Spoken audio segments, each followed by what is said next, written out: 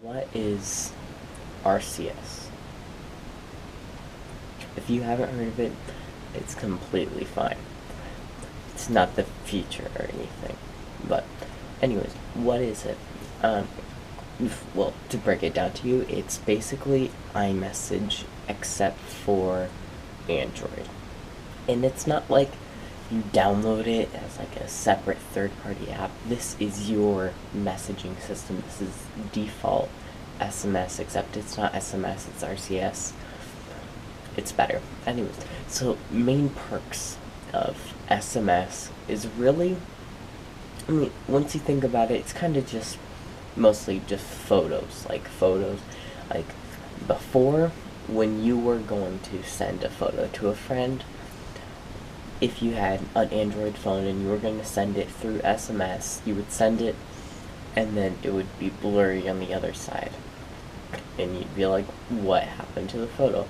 But now, this doesn't use any type of lossy compression. It's going to send it to them in all of its glory.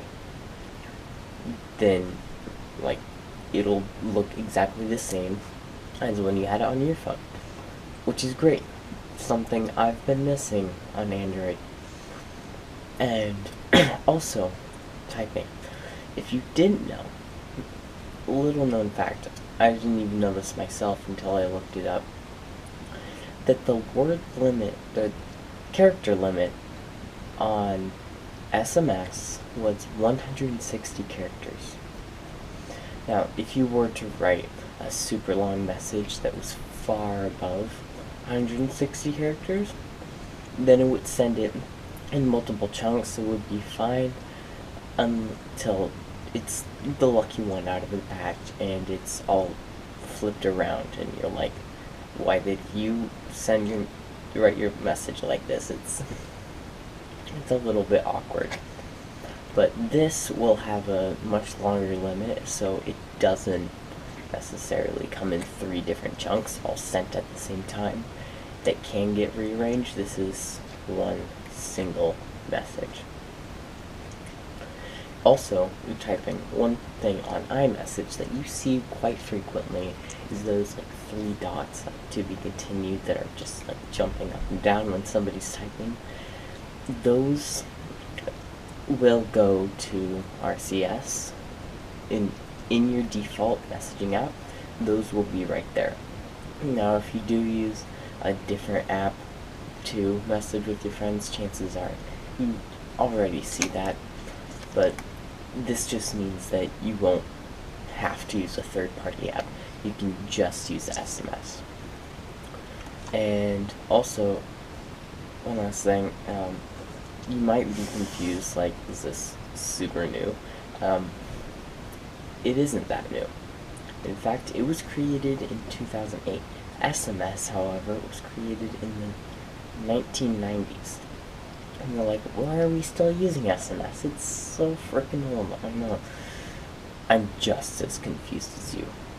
However, RCS does take a couple different steps. It was created in 2008, but the final protocol for RCS was completed in 2018. So, I think 18. So, a 10-year span is the difference, which is honestly, that's long. But you just can't like put it out there and expect everyone to adopt it.